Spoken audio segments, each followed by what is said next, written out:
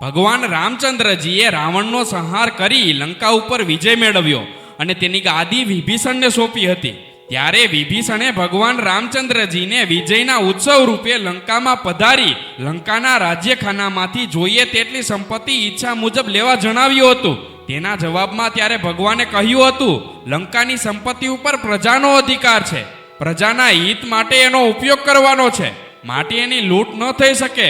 એનો મન ફાવે એવો ઉપયોગ કે દુરુપયોગ પણ ન કરી શકાય. તારી બહુ ઈચ્છા હોય તો થોડા વસ્ત્રો અને થોડું ધન લઈને લંકા ઉપર વિજય મેળવનાર આપણા સૈન્યમાં વેચી દે.